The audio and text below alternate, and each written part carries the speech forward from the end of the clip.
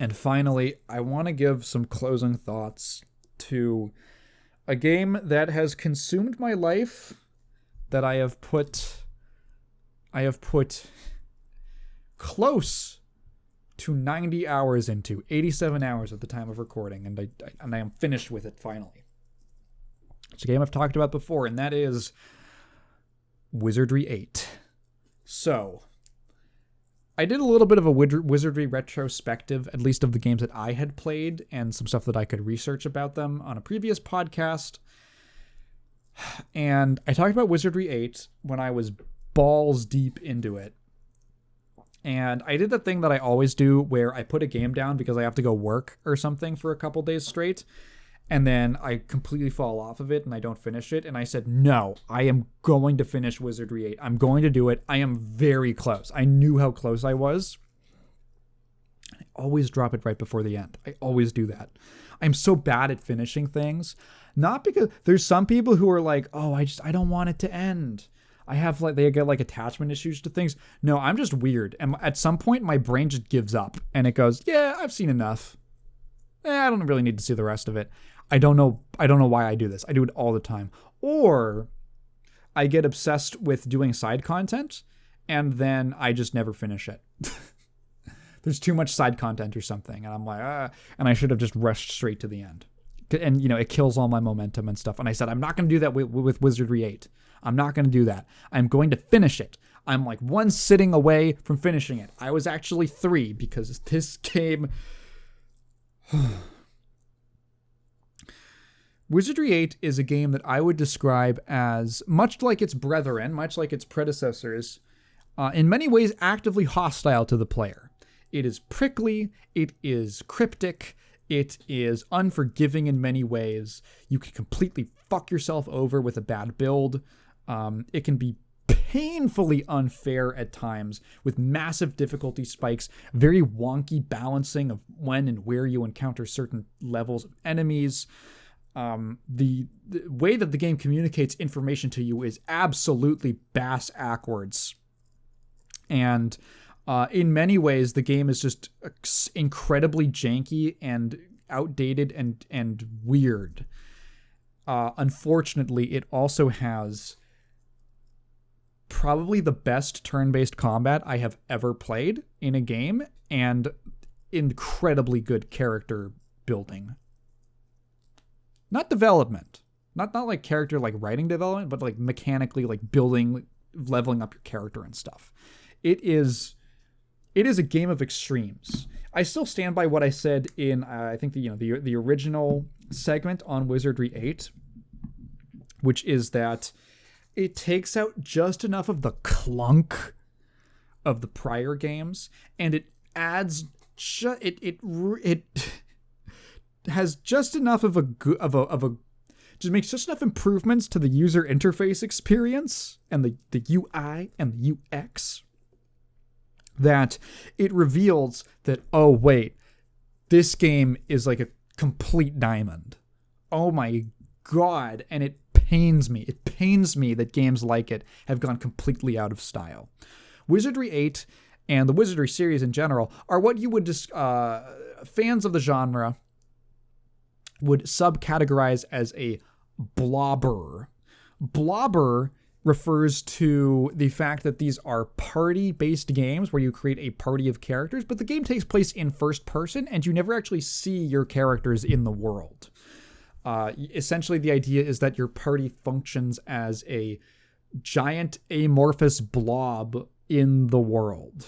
It's a little bit of a silly description, but that is kind of what you are. You're just like a blob with appendages that could just reach out wherever.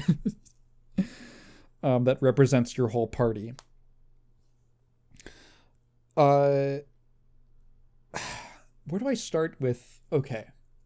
Do I start with the negatives or the positives? I guess I can start with the negatives. A couple things, a couple very practical things. Getting the game to run on modern systems is not impossible, but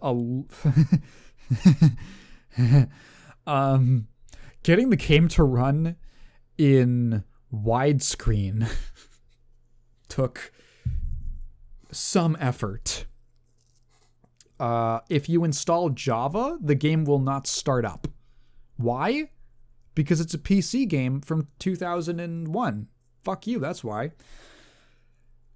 So yeah, jank. I got a couple crashes while I was playing, especially the more that I was reloading, like quick loading and stuff like that.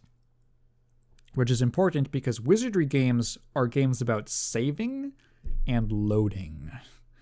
To the degree I would say it is almost necessary because some of the dumb bullshit in this game. Yeah, so on a technical side, it's a little rough. It deserves a remaster to get, brush it up a bit for the time being. The draw distance is hilariously short. It is like, you're like, okay, yep, they had some technical limits. You know what's crazy about this game? I found it out after I finished it. The lead designer was Brenda Romero, as in John Romero's wife. Apparently she'd worked at Surtech and done a bunch of Wizardry games. Fucking go figure. I had no idea. Other negatives. Okay. I would say the biggest problem with Wizardry 8 is that the way that information is communicated to the player about what they need to do is completely asinine. Basically, everything that things that are optional will be explicitly stated to the player to tell you to go do. Things that are necessary, figure it out, asshole. Fucking figure it out. Which leads to very confusing moments where you are given explicit directions to go do something in what is very clearly like the next major area of the game. You do that, and then you're like, what do I do now? Then you look up a guide, and it's like, oh, I have to backtrack and do like 5 other things throughout this area that I was actually supposed to do. And it starts with like a secret item that's only found in one corner of the world. Let me give you an example. So, the basic plot of the game is that you're trying to find these 3 MacGuffins, these 3 magical items that were created by the Cosmic Lords that control and shape all aspects of reality. Let's talk about the process of getting one item, the Destinae Dominus. So the Destinae Dominus is a like stone tablet that has all of the universe's knowledge within it. At one point in the game, you will be directed to go get the Destinae Dominus from its hiding place in these watery caves that are hard as fuck. Another difficulty spike, at least for me. The way the level scaling worked out. The Destinae Dominus, because once you get it, once you put it into your inventory, every single character goes insane because it's too much information. That's what's implied, is that like your characters are driven mad by the knowledge of the Destinae Dominus, even just holding it. And you will only, if you're holding it at all, that will happen to you. If you try to travel anywhere, if you try to rest, it will happen. Yeah. How do you avoid being turned insane by the Destinae Dominus? You're going to need the Helm of Serenity. How do you get the Helm of Serenity? Let me tell you.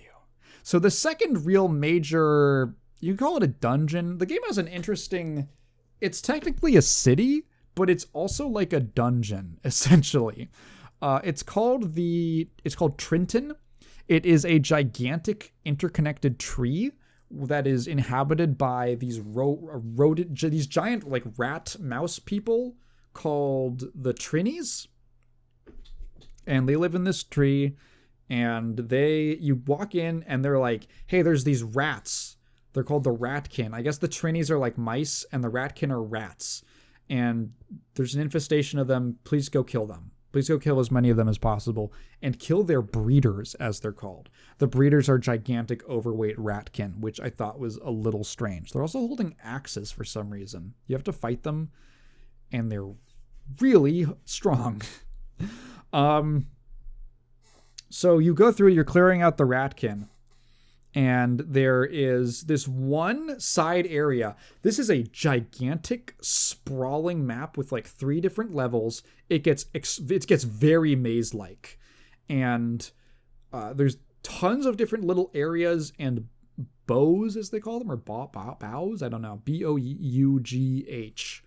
Bows, I think. There's all these little temples that you can go at for this and that, and there's enemies here, and then you got to go here, and then it is a very complex area. And tucked away into one little corner is one room. It's some kind of building, some kind of house with a pedestal that has some kind of indented groove on top that you have to place. Clearly, you have to place something on top of.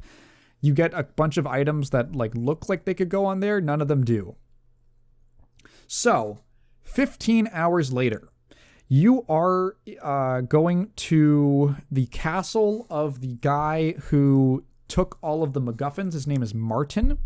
And Martin's castle is now being run. It's being, what is he called? It's being holed up by the Taigen, who are like insectoid slug people from outer space, they're like a militaristic race, and everyone's trying to get all the MacGuffins, essentially. Everyone's going after the MacGuffins. So you have to go visit them and do some stuff over there because they're in his castle. While you're at the castle, here's what you do. There is a side room that you have to explain. And again, the castle layout itself is also a little bit confusing, and I kept forgetting if I had already been in a room or not. You have to go into a side room up a flight of stairs, and there is a weird little tiki type statue, it's like a cylinder. And when you take the cylinder, you black out, and when you wake up, one of your party members is gone. If you inspect the cylinder, it says Rook on it, or Crook, or something like that. And you're like, you have to make the connection that is talking about an NPC who you might not have even met in a prior area of like a swamp, this gigantic open swamp map. You have to go to Rook. It is Rook. Talk to him, and he's like, yeah, I kidnapped your friend. Then you can I can give him back to you if you do something for me and go kill a giant frog. Or you can just kill him. I decided to do the frog for the experience. Get your friend back. And now you have, well, I guess you always had the idol, but you should probably have a full party because you should have a full party. I lost my bishop, my main healer, which was not good. So now that you have that idol, what you have to do is go all the way back. You have to be like, what is this for? I found it in the Taigen castle.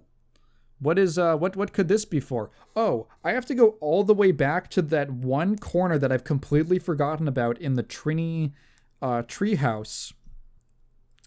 And then put it on the pedestal to open the door. Oh wait, sorry, I completely forgot a different part. When you go underground into the underground part of the castle of Martin's castle, as you're walking around, there's a bunch of paintings on the wall. You have to figure out that you need to go up to one specific painting. Click on it, which will give you a description of it. Click on it again, which will open a wall. You will operate it, and it will open a wall like a secret passage. Go down the wall, find a secret hideout with one of Martin's journals. Read the journal, and in the journal, there is a specific line that he writes that is in quotes or something like that. You have to remember that line, or write it down, or look up a guide or something. Then you go back to the Trini treehouse, open up that one door with the idol, go in, there's a shaman in there. Oh fuck, I forgot. Before you can get the shaman to appear, you have to, at a different part of the treehouse, there is a little temple. There's a temple where there's you can get some leaves from this plant. And then you have to figure out that when you use the leaves, it says you try to eat them and you hear a voice. You have to figure out that you then have to go to a potion cellar and buy what is literally labeled a mystery potion. Then go back to a different temple, eat the petal and drink the potion, and then a shaman will appear to you and then tell you something that you're like on the path of destiny or whatever, then disappear. Then, after you've done that, then when you open the door, the shaman will be there in that little side tree house that you unlocked via the pedestal. And the shaman will be like, what was the fucking one phrase from Martin's diary? And you have to write out like an entire phrase of poetry. And then he's like, okay, go, here's a key. Go to this general area. You're like, okay, fine. Was there something locked over there? I don't remember. It's been like 20 hours. You go back over there. There is one door that's like the first door on the right that's locked. You go in. There's nothing in there. It's like this dilapidated room. But there's a sign on the ground. You click on the sign and it just reads the sign out to you. But then you got to click on the sign again. And then the sign moves. And then there's a hole underneath it that you can drop through. And then there's a chest, and you open the chest, and that has the Helm of Serenity so that you can pick up the Destiny Dominus and not go insane. That's like 10% of the game. That's not even the only time something like that happens in the game. None of that is outlined to you in any clear way. There is a journal. There's a journal that lets you, like, it tells you kind of like some stuff that you've learned, but it is really putting a lot of faith in you to take notes. It's putting a lot. Eventually, I just stopped using the journal because after a couple instances of this mission critical thing was just not explained to me, I was like, oh, the journal's just useless. Because the game is going to tell me all the side objectives, but I just have to use a literal guide to tell me what I need to do next to actually advance the plot. The whole game is like that. It is fucking maddening. And by the end, I was just relying on the guide because I was never going to figure half of this shit out. That's not to say the things you do aren't fun. They are fun. They're just presented to you with like no direction at all. Is this mission critical? I don't know. Is it a side content? I don't know. There are cool systems. So like the dialogue system is pretty neat. Essentially, you talk to an NPC, and there is a list of topics you can ask about: people, places, items, and like miscellaneous. And you can just talk about it, or you can ask where it is. So if they say, you got to go here, you can ask, where is that? And they will give you a general direction. And that's kind of neat.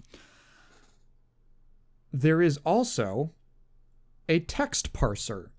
You can actually input custom responses and things to say to the NPCs. And many of, there's only a couple legitimate options, but some of them are actually, again, critical to knowing what to do. And that also was not clear to me at all. Excuse me. It's the same text box that when you like click on a topic, it'll go in that box. I didn't know you could actually type in it. You can. And the specificity is like, okay, I remember this one moment where in order to get information about what you have to do next out of they're called the Mooks. They're like a Wookiee race. There's like a Mook guy. And when you're talking to him, he's like, I have a theory that will change absolutely everything. Something like that. What is I forget. The wording is such that it's like something like a new paradigm. I have this theory that's and there's like 3 phrases I went through that seemed pretty reasonable to me that essentially equated to, tell me about it. But the only one that works is the phrase theory. No other thing that relates to it. Like there was some very intuitive. Hang on, I think I was reading like there was like a hardcore gamer write up on Wizardry 8, and I remember them citing the exact same thing. Let's see. Yes. When a certain character mentions his theory about the true purpose of an object. Yes, okay. So he says, I have a theory about the true nature of this object. So you can ask, true purpose. Purpose. Nope, don't work. You can only do theory. or if you ask about the object itself, nothing. Doesn't work. Stuff like that is just... So the game's development history is clearly very... The end of the game, the last 10% of the game definitely feels a little unfinished. I would hope it's unfinished, because if that's how it was intended to be, it's a little lame. So basically, Surtech went bankrupt in the middle of production. However, it was being made by Surtech Canada, which was a different studio that I don't think was quite as affected. So they just kind of kept trucking along developing it until it was finished, and then that was their last game, and then they shuttered along with the rest of the company. So there's parts where it feels like maybe this could have been reworked. Maybe this could have been rewritten. Maybe this could have been tested a little more. How intuitive is this actually? And the game does get very silly like that at points. On to the positives. So, this game's combat is incredible. It takes place in first person with a party of at least 1, but up to 8 characters, because you can actually recruit NPCs, which is really neat. You will level up a lot slower, but fights will generally be easier, because experience gets split. So you have this first-person combat where essentially once combat begins, you basically lock in all of the actions that you want each party member to perform for that round, and then the actions for everyone involved in the fight proceed according to initiative, I believe. Yeah, well, it's got to be initiative, which is tied to like speed, I think. I'm not actually sure how the initiative stat works out. And yeah, I mean, it seems very simple on surface level, but just all of the little mechanics of, it's not just like, okay, I get to queue up all my actions, cool. But there's these little things you have to deal with, like spacing between characters, party formation, having to readjust by like walking, for instance. So distance is an actual factor. Characters have reach that is based off of their weapon, and that can be affected by their position in the party. There's an entire screen where you can change the positioning of every member of your party within like your default formation. So you can tuck like the mages in the back, or maybe the fighters in the front and stuff like that. You can have I have my ranger on the flank to give him enough distance so that he doesn't have to switch to melee once we get up close to the enemies. You have to, if you are out of range, if you are facing, you can be facing the wrong way, like too far away. You can be facing, too far away for a particular party member to actually be able to attack an opponent, and you have to actually adjust. You have to adjust your facing in between rounds.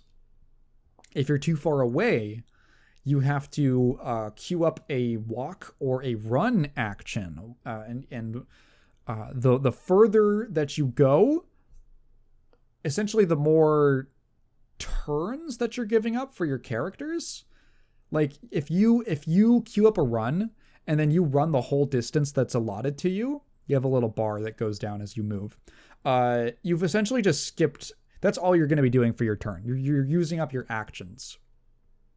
So positioning yourself to a point where you are close, especially if you have a really good melee party, where you are close enough that you don't have to do a lot of repositioning and just getting the maximum number of attacks, is this constantly important skill that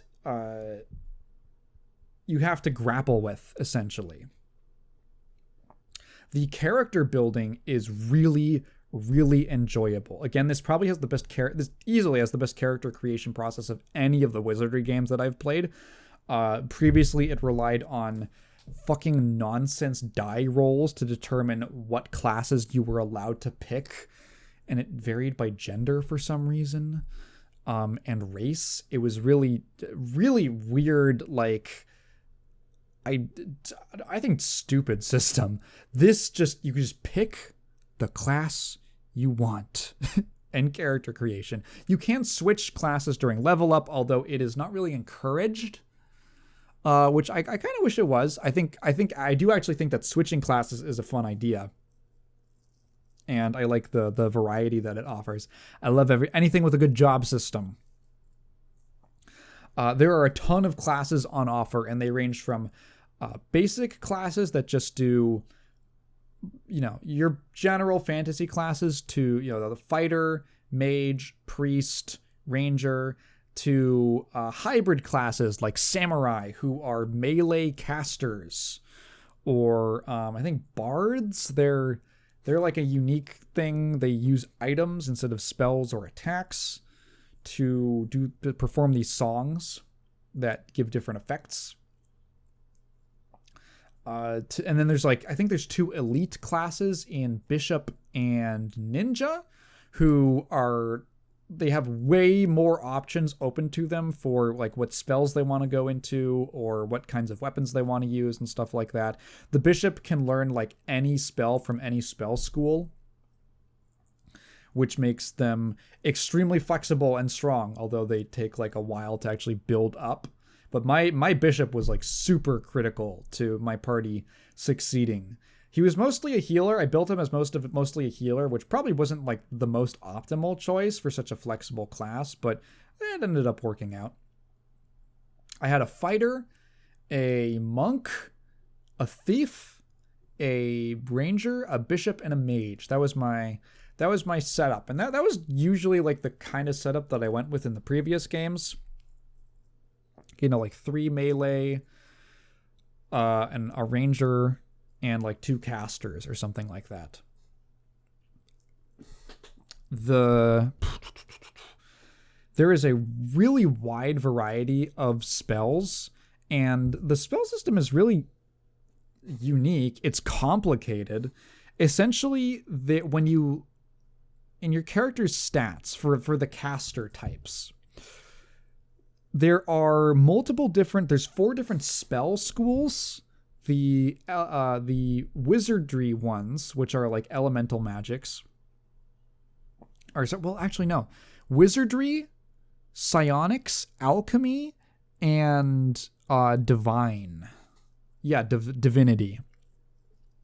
And those spell books learn spells from the 6 different spell schools. So not all of them get all of the spell schools in one book, but they kind of tend to specialize in them. The wizardry ones are more of the elemental magics. The psionic ones are obviously mostly the mental magic field. Divinity is obviously the divine magic, which has most of the healing stuff. And alchemy has a mix of water, earth, I think divine. It has an interesting mix of stuff. And you level up, not just, it's again a little confusing, because when you get your level up and you can assign your points to your different skills, you can level up both the spell book and the spell school. So you can level up your wizardry, and you can level up your fire magic, which will technically that means that because your wizardry is higher, you will be able to learn more spells from the wizardry spell book, and because you level up fire, your fire is going to be stronger and you can cast it at higher levels and stuff like that. There's all different types of, the magic is really fun in this game. One, because there just are so many spells, and that's what makes leveling up so much fun with your casters, because they just get access to so much stuff. Spells that target all different types of there's single target, there's group stuff, AoE things, there's things that just hit every single enemy in the battle, and they have plenty of tons and tons of different effects. It's the debuffs. You can make a whole group of enemies insane, drop all their stats, freeze them, to just cast waves of poison on them. And everyone has different elemental resistances and stuff like that. It actually makes the Wizardry school like a little bit weak as you go on, because the armor doesn't tend to scale nearly as high as the magic resistances, the spell resistances. So magic that is pure damage starts to really fall off later in the game, which can be a little bit rough unless you're like hyper specializing and you really know how to build. I did not, so I had a bit of a struggle in the late game. There's just something so fun about the tactical aspect of the game, and all of the like a well executed fight is incredibly satisfying when you understand how you need to play it, what enemies you need to target first, what kinds of spells to use to counter them, the basic game plan you need to take to the fight. You know, you're taking the same characters, but you kind of do have to play them slightly differently depending on what enemies you're up against, what the shape of the room is. Like the hardest fights in the game, easily the hardest fights, are when you're against any kind of ranged enemy in a wide open space. The wide open spaces are more dangerous than the like tight corridors, because you can easily just bum rush someone in a hallway. But when you're in the open plane, oh god, you get aggroed from 100 feet away by 5 ranged enemies, and they're just pelting you with stuff before you can even close the distance. Those are easily the hardest fights, and where it gets, I'd say, the most frustrating. But when you got kind of like a mid-range battle, or something where you have to, something where you're able to more quickly engage with the opponent, I find the combat really shines. You have to crank up the battle speed to max, and there's even mods that make it even faster, because it can get very tedious. At worst, it gets extremely tedious, because you will get into fights with, no joke, like 30 participants, including your party. And it just keeps stacking and the way that aggro works, like especially if you're in the open world or the overworld, the enemies will just, more enemy groups will just keep aggroing. You'll go from like one into another gets aggroed, into a third one gets aggroed, and it is a bit of a slog. It can definitely be very sloggy at its worst moments. But in its best moments, it's like, despite the fact that at many points the game completely drove me up the fucking wall, I'm like, damn, I just really want to play more again. Like, I finished it and I had the urge to go start another save or something like that, to go start a new party, because I just wanted to try a new build. I wanted to try a new party. I wanted to try a new setup. And will I do it again? I have no idea, but it is an incredibly flawed, fucked up game, but I do love it. And what's so embarrassing is that if it weren't for mouthwashing, this might be my favorite game of the year. That's what's so embarrassing, is this game. This is like my version of Divine Cybermancy. I could easily see someone picking this up and just bouncing right off of it. But I'm not going to lie, I really, really do love this game. And if you are willing to put up with fucking nonsense, and you're willing to go through a little bit of technical headache to install some mods to make the game run a little better, and any of this sounds interesting to you, and you're willing to use a guide, I would highly recommend Wizardry 8. And it gets me real hankering for another blobber with a cool class system. I will say, again, the ending is very lackluster. The final boss is an actual joke. There is a fight that happens a couple hours before that is easily the hardest fight in the game. It is it takes place in a big open field. You have to fight like 4 packs of enemies and 2 boss characters, one of which spawns more enemies, and one of them casts instant death on your party, although not super often. And one of the groups of enemies also spawns like elementals and stuff, so just the enemy list just keeps going higher. It's the only time that I actually knocked the difficulty down to novice, because it took so fucking long, and it took so long to lose to get to the point where it was just a disaster and it was unsalvageable, that I just got frustrated, and I genuinely probably spent like 6 hours on one fight. And then after that, like, you go a little more, you go like maybe an hour or two in, and the final boss is a massive pushover. It's super weird. He is incredibly easy. And then your party floats up into the stars for about 15 seconds before something in the scripting fucks up, and you drop down to the ground and take half your life in fall damage, which was hilarious. And then the game ends.